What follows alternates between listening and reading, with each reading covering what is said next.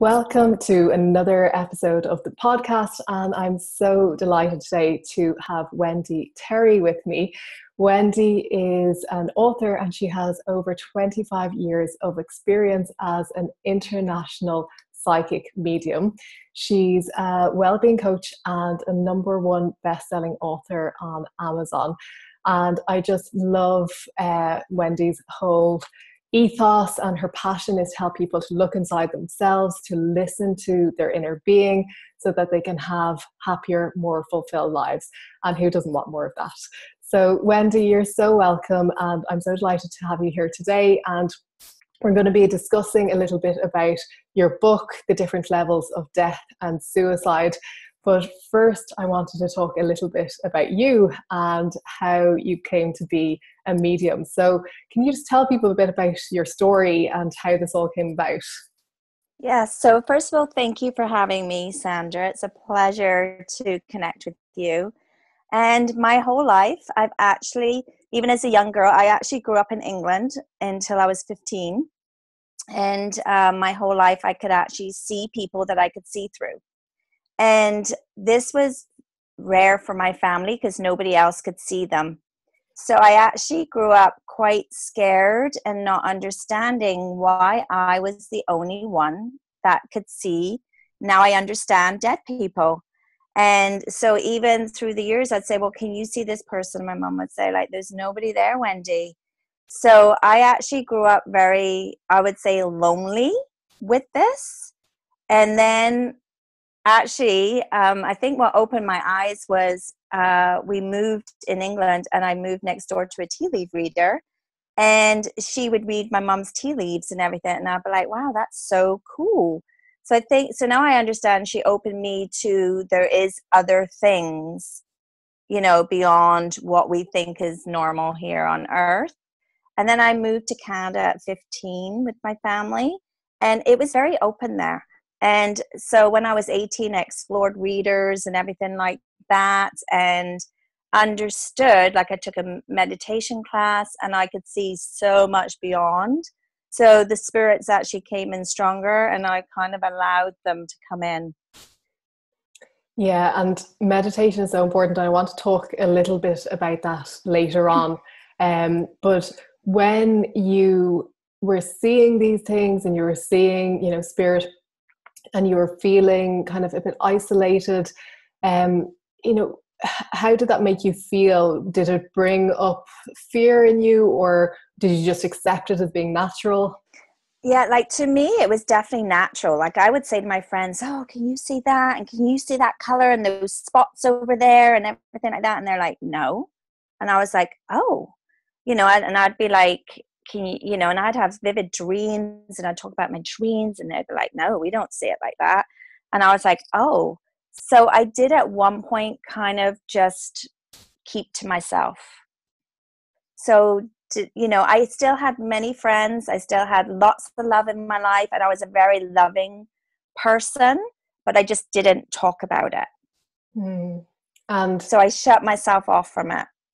Okay. And did it go away for you, or is it didn't really go away. I think I just chose to, well, I can't talk about that. No, you can't, I was scared at one point, like, especially at the night. And I'd see all these, it's like when I went to bed and I'd see all these faces and everything. So yeah, the nighttime definitely scared me. I had 2 brothers who got to share a room. And I wanted a sister only because I wanted someone to sleep with, because I was very nervous at night, because that's when they came stronger. But really, why do they come stronger at nighttime? It's because in the daytime we can be distracted. So there's more people around us. There's more noise. So it's not that they're not there during the day. It's just that we distract ourselves. But at nighttime, it's silent. It's dark. It's like there's nothing to distract you. Yeah, and also the ego isn't as active, so we're more open to seeing these things. And I know I've had much more powerful experiences at night where I would feel that presence in my room. And I want to say it's never been scary. There have been some times where I'd be like, what's that? but generally it's like a very loving presence that I'd feel. And I always, call on my angels to be with me and around me. And I always ask the angels to guide me and protect me. And I always find that when I do feel, a presence at night around me, it would be that very loving presence. And I think that's so important, because there is, I think, a lot of fear around, all this stuff is around us anyway. It's not that it's not there. It's just that people have a lot of fear around it and around seeing. Well, I know, like for me, I did have a really negative experience. So, and again, you have to understand, I didn't know anybody that knew about this stuff. And when I was in Canada and I actually started reading the tarot cards and angel cards, I actually just invited the spirits to come. I was like, okay, I'm ready to see you. And honestly, what happened after that was a series of events where I honestly thought they were going to kill me. They were like trying to suffocate me, like, and everything like that. And then that's when I heard a voice to say, protect yourself from the white light of the Holy Spirit. So I just did this white light of protection around me.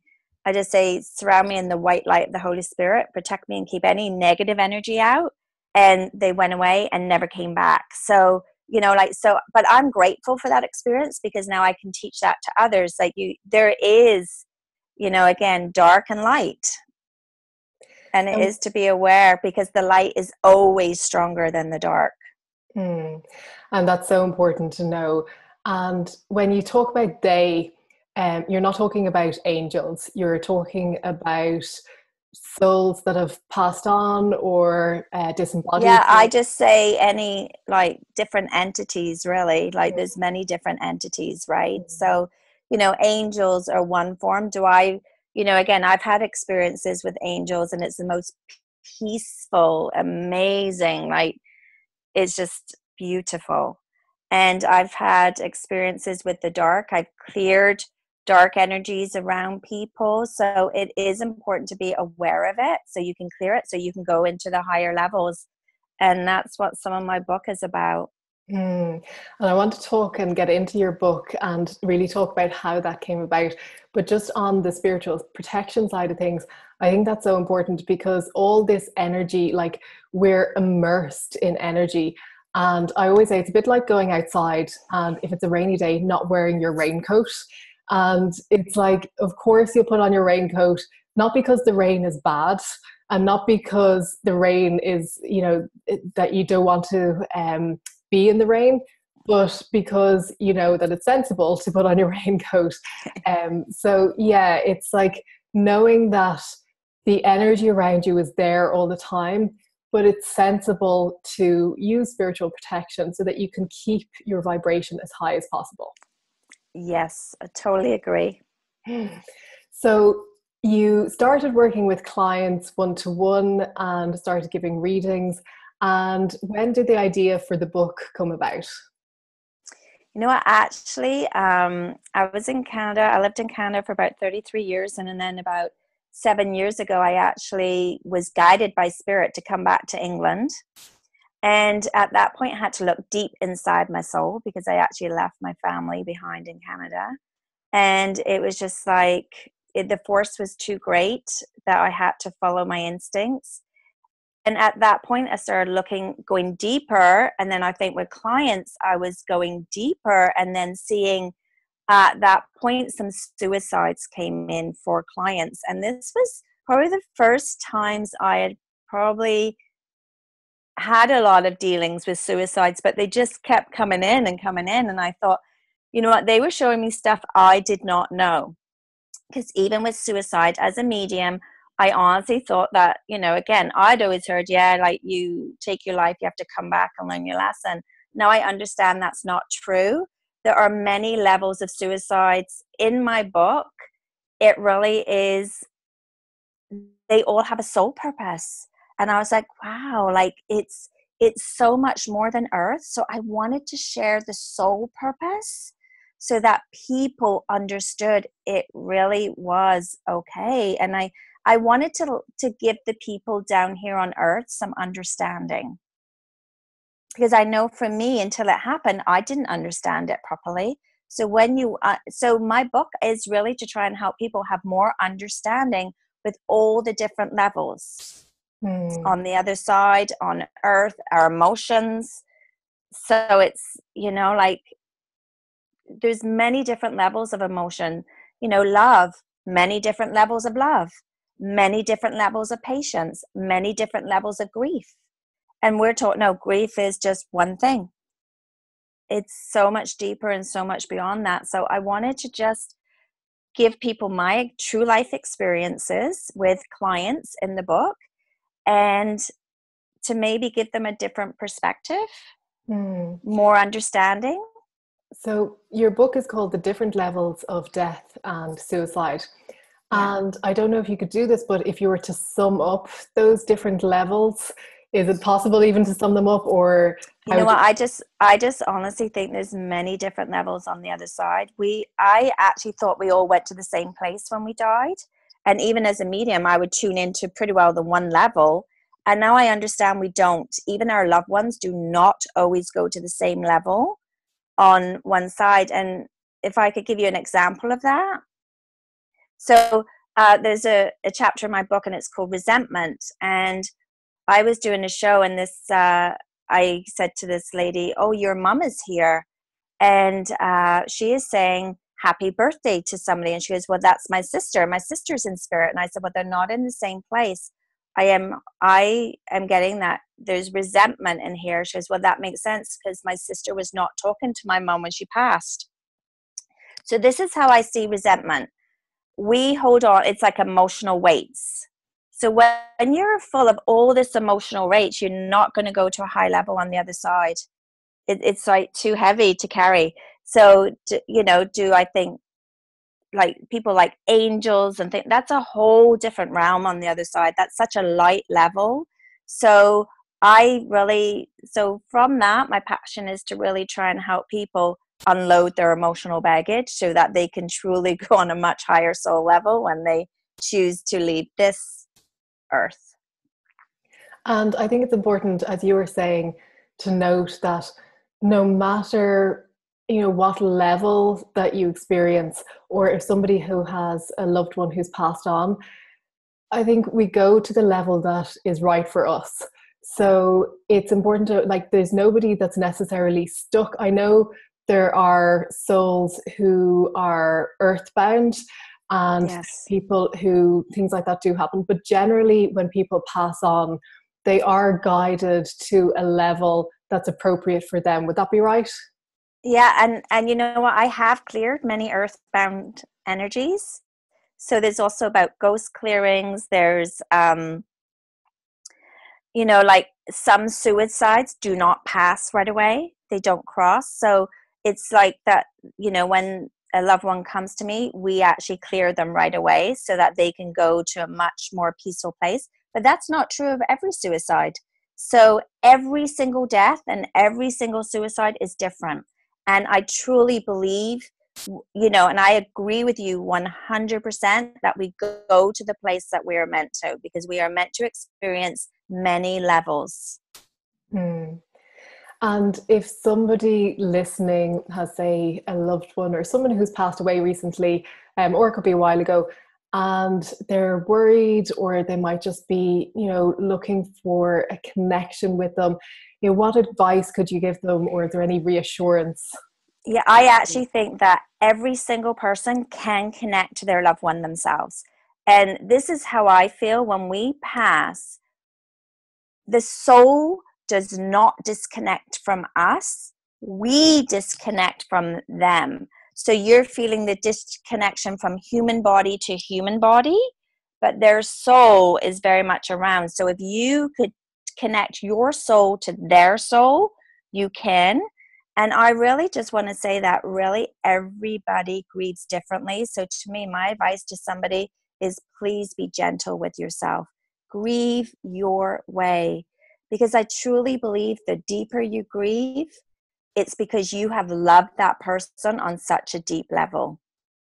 And it's very hard. I really have to say, when you connect, when you've loved somebody and you have that connection on a soul level, you will miss them until the day you physically choose to leave your human body. And yeah, I always teach my sons, I have two little boys, they're 3 and 5.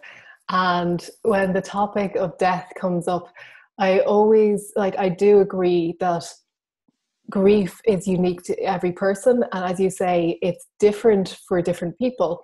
And I know that that physical loss can be such a pull, it can be such a void. And I love what you were saying about how if somebody is feeling disconnected from their loved one, it's not because their loved one has disconnected, it's because they have disconnected through that physical loss. But I always say to my sons, when they ask about death, I always say, there's no such thing as death, because you just change into another form. You leave your body behind, but you change into another form. So you keep living, and there's just more life after death, after your body, you leave your body.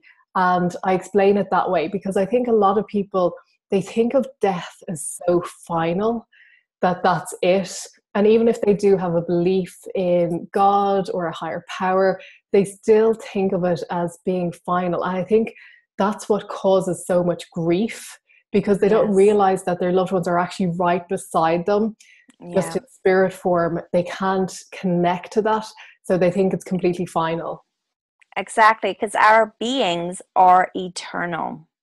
So when, and the thing is, we've had, again, like there's a couple of chapters of past life experiences in my book, and also some experiences that clients have had on different planets and galaxies, which I didn't actually knew existed. So I was like, wow. So I actually learn more from spirit, if I'm honest. And it's just like, I'm just like, wow, this is so cool. I have to write this down. And it's stuff I've never even heard of.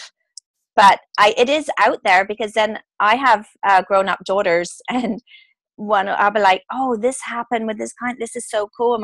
And my daughter was like, Mom, that's like on the Game of Thrones. And I said, well, I've never even seen an episode of that. I don't really watch TV, and I honestly think it's because I wasn't meant to be tainted, because otherwise every chapter in my book gives me an earthly validation. Otherwise I wouldn't have believed it was true. So I question this, and I'm going like, I don't know about this. You have to give me an earthly validation. So, and some of it is really quite weird and crazy, but the earthly validation, it's like, no, it's true. It's the same as when you start being a medium, like you do kind of question and think like, why am I really seeing this? Like, what is this? But then after a while, you get too many experiences to not believe. And it's the same as with this. Like, I didn't believe to begin with. I was just like, whoa. And it just took me to a whole new level. And now I've had too many not to believe. And, and then I would say, like, when my daughter said that about the Game of Thrones, I'd be like, wow, well, that information got implanted in somebody with that idea at one point. So I'm just picking up on that realm. I love that, because I always think that I don't really watch much TV, but I watch movies, and I always think when I'm watching certain movies, especially I love sci-fi movies, and it's like, this idea didn't come from that person. This was like downloaded, and it's like they're just downloading this information.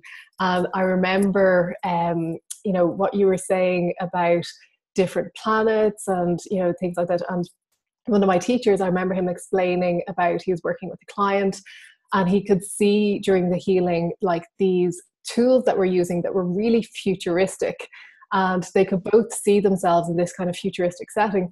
And they realized that it was a past life that they'd both been having. But what I didn't realize is that past lives don't have to be on the timeline as we see it. No. Past life can be in the future. It doesn't have to be in the past. Well, I think everything is happening simultaneously, because again, you've heard the term, we're multidimensional beings.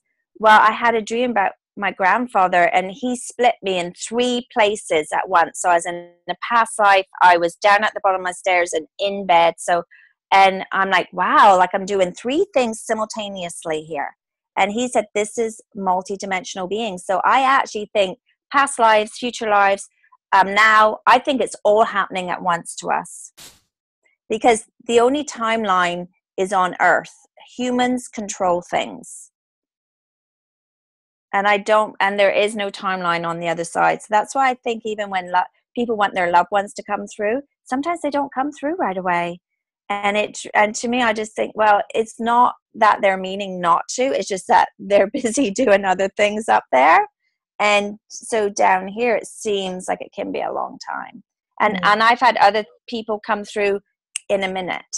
And so yeah, I just want to dive into that for a minute, because there's so much that you were talking about there that I want to go into. So it's all happening at once, which I agree, but I also think that even though it's happening at once, it can be changed, that not everything is determined. So it may have happened a different way, but it can be changed, happen a new way. Would you agree? Yeah, absolutely. And the other thing I want to talk about, because you were saying about multidimensional beingness, and I remember when I first started working with the angels, and I'd call on an angel. I think, well, if I'm working with this angel, how can they be working with other people? And getting to realize that the angels can be in multiple places at multiple times. Just because they're working with me, it doesn't mean I'm depriving somebody else of being able to work with them. They're not like us. They can split themselves into in numerous, there's no the infinite levels. I even actually put, because even our loved ones in spirit can be like that, because I think people think, oh, well, if my mom's with my sister, how can she be with me? And at one of my shows, like, a mom came through to say, I split myself in 20 ways. I'm with you all. And her son was like, well, there is 20 of us. Like, it was just like with children and grandchildren, right? So even our loved ones they're everywhere. And I experienced that when I was, it doesn't have to be, you don't have to be out of body to do it, because I was at a talk with another author, Rebecca Campbell, and she was doing a womb blessing.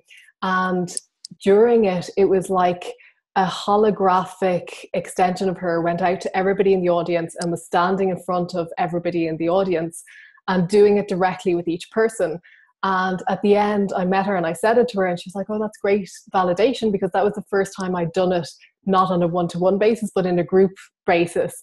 And I thought that it was just so relevant that it actually was in a group, but it was like she was projecting herself out and doing it with each person individually through this kind of holographic level. So I thought that was really interesting. Yeah, and you can actually even do that. I think it's easier for people to do that in dreams, because I've had many people say to me in dreams, oh, Wendy, you were in my dream last night and you were helping me. So I think it's just like you said before, like at nighttime, like it's just like, it's easier. There is no ego. It's just like you can just go. Yeah, and I know that's been my experience, that when loved ones have passed, the most powerful connection I've had is through dreams. And I like those really vivid dreams where, it's not just a dream, but that's actually their presence there. And also, yeah, I just had a dream last night where someone who I follow online, who is like a mentor, who I've never met in person, I had a dream about them where they were guiding me and giving me advice. And I was thinking, God, I'd love to like message them and say I had a dream, but I was like, I can't, because they just think I'm so weird.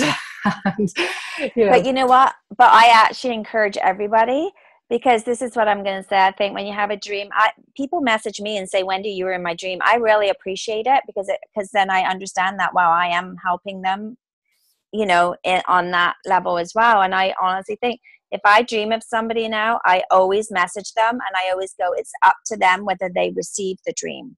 But I think if you dream of somebody, it's again, that could be helping them to go, yes, that makes me feel good, or like knowing that you are. So I always say, like, no, I wouldn't be afraid. I honestly think if people think I'm weird, that's okay. Yeah, that's something that I found when I started working with clients, that stuff would come up during the healing and I would think, I can't say this, it's just so out there. But then I was like, okay, you know what, I'm going to say it. I'm just going to go with what comes up. And I find the more and more that I do that, the more validation I get. Just recently, I had a client who I experienced this energy, which I don't normally experience. It was like kind of like a Wiccan energy, and this kind of like warlock kind of thing was coming up. And I was saying it to him afterwards, and it's funny because he was like, oh, you're the second person to say that to me. I had a healing, a few years ago, and she was saying the same thing. And I just thought, okay, I'm not so weird after all, but you just really have to trust it. You do. That is one thing when you start to do this work, that's the number one thing you have to do is trust. And that can be just a muscle that you develop, just really trusting and practicing. Yes. And the more you do it, the more, it comes to you. I know that when I first started giving messages to people, I would physically shake inside and I'd be like, I can't give this message. Like, what if I'm wrong? What if they don't get it? And I would physically shake. But then I had to tell them because otherwise I would keep shaking. So after I told them, the shaking would start and stop, and they'd be like, oh yeah, thank you. Like, I get that. And I'd be like, oh, okay then. So the more you do it, it does take practice, because the more you do it, now I have totally trusted. If I get a message, even if they don't get it at this point in time, it will click at some point in time. Because I truly believe you get a message, it's for a reason. Yeah. And I think that's important as well, because sometimes people aren't ready to hear the message, even though they really want it. They may not be ready to actually receive it. Totally agree with you. And then you think it's your fault that you're not getting, why are you getting this information? But yes. And for those cases, it may be that they just need to sit with it for a little while, and then afterwards it'll sink in on a deeper level. It's just planting that little seed.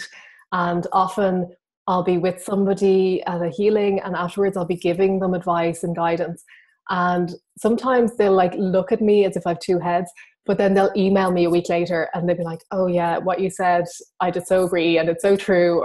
And often the people will totally agree with it, but there will be sometimes that little time that they need to sit with it just for it to sink in. Yeah, I totally agree. And I think it's the same as us.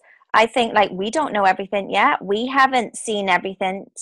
And I just honestly think as we're ready, it will be shown to us. And we can't see everything at once. It'd be too mind-blowing for us.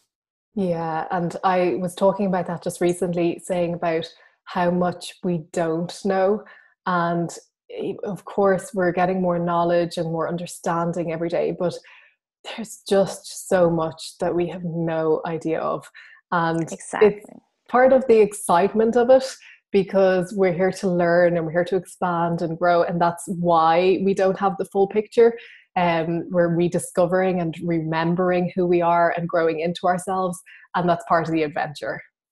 Absolutely. And, I have a chapter in my book called All Levels. And it really is about saying those, about those first levels, which I always see a little darker. But I honestly say we've all come from the light and we're all going to go back to the light. And I still say, on earth, there's many levels. And on the other side, there's many levels. And we are just meant to experience and explore. And so I even have to say, even on the other side, again, it's just like a whole new world. So it's still like earth, or you're still on many levels. So it's just interesting to me, and down here on earth, I always say life is a journey. Life is a road. Some people are at the beginning of the road. Some people are at the end of the road. So the ones at the end of the road are getting to master life. They are, they've had many experiences. But I always say to people, this is not to judge anybody, because the ones at the beginning of the road, you've had lifetimes doing that stuff, because you get it. You don't have to do that again. So, even for people that judge, I am actually learning not to judge anything now, because I actually am looking beyond what it seems on earth, and I look at the bigger picture. What am I meant to learn from this? What am I meant to, if it brings up any emotion in me, I clear my emotion and I look at them with gratitude, love, and thank you. Yeah, because sometimes the people who we think are not as enlightened, let's say, are more enlightened, and they're our teachers, and they're here to teach us very specific things and help us to grow. They're helping us to grow, and we're the ones judging them or thinking, oh God, they're not spiritual or whatever else is coming up, but it's actually the other way around. Yeah. Mm. Yeah, absolutely. Like I know, like even for me, an example of that, even when I came to England, like I have two brothers. Well, one said to me, Wendy, I don't know why you're doing this, but you're my sister and I'm going to love you anyway and I'm going to support you. The other one, seriously, he was so mad at me, he could have hit me. And he still doesn't really, like he'll say hello to me and things like that, but he still has that real, and I actually go, yeah, this is like, so he's loving me on earth. It seems like he's loving me conditionally. The other one's loving me unconditionally. So I had to learn from the both. I love them both so much. So never did I ever get upset with my other brother. I thought, no, you've loved me on a higher level so unconditionally that you're willing to teach me this down on earth so I can see the difference between conditional love and unconditional love. Wow, So they're both equally as special. But my one doesn't remember that. He doesn't remember what we agreed to before we came to Earth. So I'm going to love him anyway. And it's a lovely way to look at it, that there's that aspect of him who is loving you unconditionally always. And then there's this earthly aspect which seems to be different, and it's helping you to grow into unconditional love in your way. Exactly. And really in sharing this with other people so that they don't be upset or mad with anybody, because again, there's always a reason and a higher purpose. So, and the higher purpose is always light. So to me, like if we can keep, again, I always say you want to acknowledge the dark sometimes, because I always say you need to trust your instincts. If you're going to go outside and you know that you're getting a funny feeling that you shouldn't go one way, and if you don't listen to it, you go and you get mugged, again, that's still a little bit of darkness. Like you still need to honor it to keep you more in the light and trusting yourself. And there is no right or wrong. Nobody is better than anybody. We're just on this journey. So I appreciate every single person, every single experience. And to those people who may not necessarily believe in the afterlife or in spirit or in mediumship, what do you say to them, or how do you deal with them? You know what? I actually always tell them I respect their opinion, because because again, I know that maybe their lifetime, this lifetime does not involve that. Their lifetime, this time might be being very, very earthly. They might come back another lifetime, and then I do believe they will evolve on this level at some point. But at this point, they're not ready. I understand it, because I honestly, it's for me, I'm a visual. So I've always seen dead people. I've always seen that. But if I didn't have any experience, I'd be like, why would you believe it? Like, so I truly understand and respect. And a lot of those people they're the first ones to not respect our opinion, because they're like, oh, I think that's loaded, like you're a fraud, you're a scam, like, and things like this. And I love them anyway.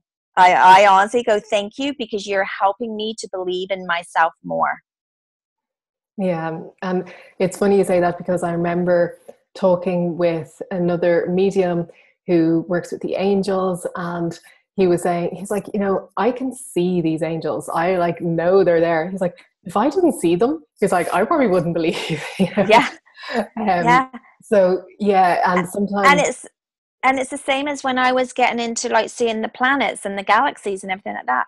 I did not believe in that. If somebody had said that was true, I would have questioned it. And do I think you're right to question things? Absolutely. Absolutely. You have to believe in what's right for you. And I always say, and you have the right to change your mind. Yeah. Because we're all energy and we're all evolving. So, I'm sure even for me, what I believe today, I'll be believing in something else like down the road. Absolutely. And I know when I started this work and I started learning more and more and expanding my awareness, and there would be stuff like that coming up, like interdimensional stuff and other beings and fifth dimensional beings and seventh dimensional and all this type of thing. And I felt like I was Alice in Wonderland going down that rabbit hole. And I was like, just like, where is this leading to? But it's like, I always feel, when I feel that feeling of like, okay, I'm going down this rabbit hole, I don't know where I'm going, that's when I'm expanding beyond my previous limited beliefs and limited thinking, which is always a good thing. Yeah, and I know for me, like, I think when I always say I transition up another level, right?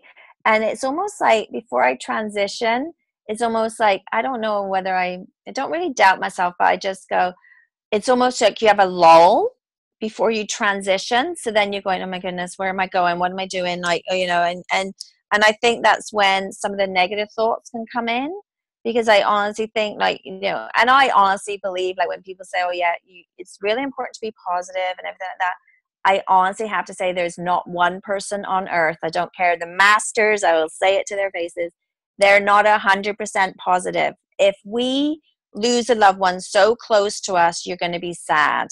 We're emotional beings, but I do think it's your responsibility to try and be as positive as you can. Like, you know, if you find yourself negative, like, switch it to, you know, like, say good things. I think self-care is huge. Okay. So I usually say to people, like, if you can try to get to 75, 80% positive, you're doing great.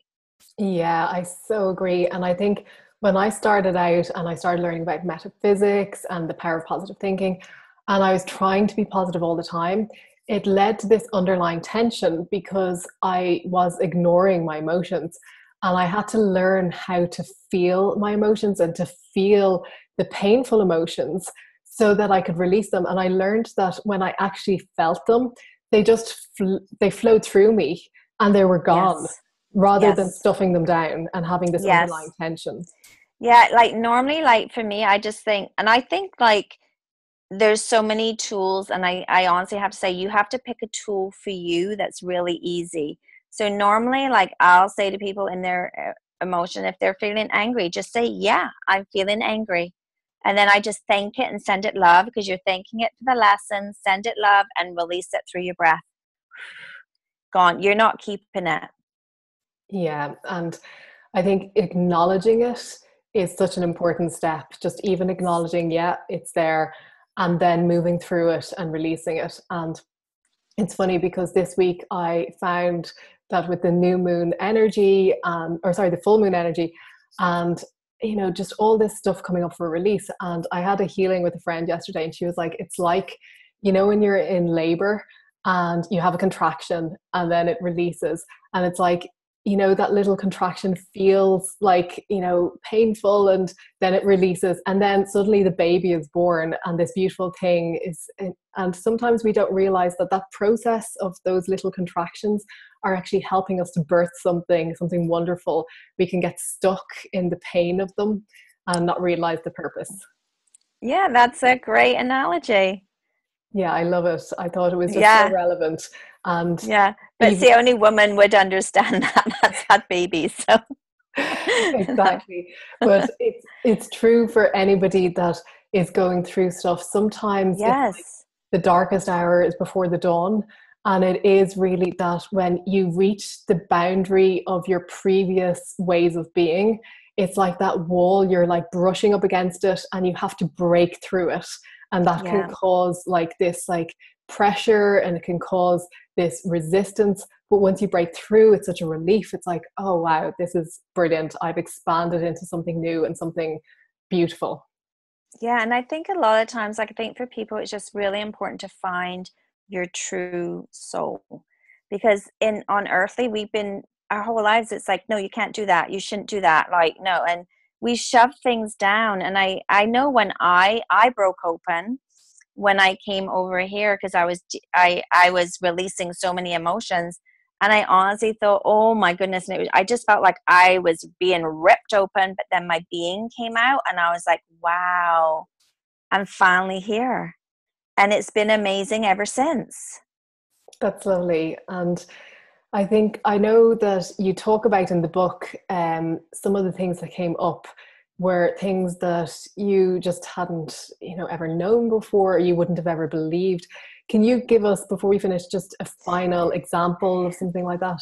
Yeah, so my book is really like, again, there's mediumship, there's dreams, there's angels, like there's many different aspects in my book, and again, like the different suicides, and then again when I go to the different worlds. So that's what I didn't believe. And there is a man, he came to me and he was about 42, and as soon as he came in, I was just like, oh, you're actually not from this planet. And I was like, okay, they're showing me you come from the star planet. And meanwhile, like, I'm going, really? Like, well, there's stars. Like, I've never heard of star planet. Like, really. And I said, but what they're telling me is that you were a criminal and they sent you down here to monitor human behavior. And I said, so this is your first incarnation on Earth and you can't handle the frequency. So you've abused your body with drugs and alcohol. I said, but again, I said, you love the star energy. It gives, you must love the night stars because it gives you energy. And then it's like, all of a sudden they show me like a ginger and white cat being placed on his doorstep. And I'm like, okay, like this is crazy, but you must have a ginger and white cat because they're showing me like they're placing it on your doorstep and the cat follows you around. And he was just like, oh my God. He says, like, really? Seriously? He said, about over 10 years ago, he said, I had a stray ginger and white cat show up. He said, and that cat follows me everywhere. He said, then 2 years ago, another one showed up. The old one died and the little one followed him around. So it was like, and he said, I have abused my body with drugs and alcohol because I just don't know how to cope. He said, I love the stars. Like, so there was so many, so he got it. So after that, I was able to like release some energy strands from that planet. He is so happy now. He doesn't have to do the drugs. He doesn't have to do, again, he can limit the alcohol, like, and he's enjoying life down here. So to me, that was something that I was going like, really? Am I really going to say this? This is like far out for me. But just see how like, and people could say, oh, well, you could just pick a ginger and white cat. But really, not everybody has a cat. They can be black, Siamese, gray, like, why would I even, again, that's just what they showed me. And, and I honestly have to say, I truly honestly have to say, I believe in me. I believe in my client. It helped him. So I really don't believe, it's okay if people don't believe it. It helped him. He is now here living a happy life.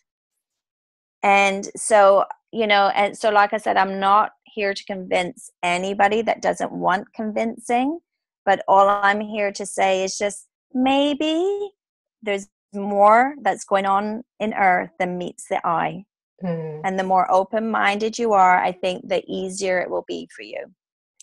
Yeah, and I do think that's so true. There's just so much we don't know and so much we've yet to discover. And I want people to go and read your book because I think they're going to learn so much from it. And it sounds like it's just an amazing read because those stories, I just find them fascinating and I totally connect with those things. So I am just a huge fan of bringing that into the awareness of other people so that they can start to open up to new levels of awareness. So where can people get your book if they want to buy it? Where's best to buy it? It is available right now on Amazon, so people can get it there. And until I really look at getting it into shops and that at the moment. Okay. But so right now I would say like the best place to get it is on Amazon. Amazon, the different levels of death and suicide. Of death and suicide. By Wendy Terry. Yeah, and I honestly think it, like, my hope for this book, it talks about even like the tiniest of souls when people lose even miscarriages, abortions, stillborn babies, like, like there's so many different levels in this book. And my hope is that I know that one chapter will scream at somebody when they read this book. And so far, what people have been saying that they can't put the book down. One lady was saying, I was a little bit nervous because of reading the book, I think because of the suicide. She goes, but oh my goodness, she goes, this has just given me a whole new aspect of things.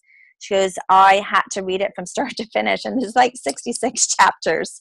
So it's like, yeah. So a lot of people are saying they can't put it down once they start it. And that's quite relevant for us at the moment because we've just passed a law here. Well, we've repealed the Eighth Amendment, which is about abortion. So abortions will be coming into Ireland, which it hasn't been legalized before. And I found, like myself, so what's the word, pulled in different directions, because I think that women have the right to choose, but I was also finding so much grief coming up in relation to those aborted babies.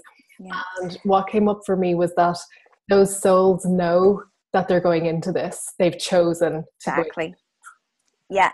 And even there, like some of, you know, there is a couple stories in here about what's happening to those souls, and some of those souls choose to come back at a different time, and some choose, but I'm going to tell you, they all have a different purpose. And I personally, and it really was about, you know, like, we shouldn't judge whatever anyone is choosing. It is right for their soul at that time. And again, world lessons, right? You know, so even for this going on in Ireland, like, world lessons, there's so many people there, right? It has such a ripple effect. So I think everybody has to do their journey their way. Yeah, I agree. And that's the beauty of it. We came here with free will to choose how we want to live, and we get to experience it however we want, and we get to choose if we want to co-create our life with the guides and angels and live a beautiful life. Yes. And we have that choice. Oh, and I honestly have to say, like, no one is alone. So if I just want to say to somebody, if you're listening to this and you feel very much alone, you are never alone. You always have loved ones, guides, angels around you. You have a whole army of people there to love you and support you. And please call on them for help.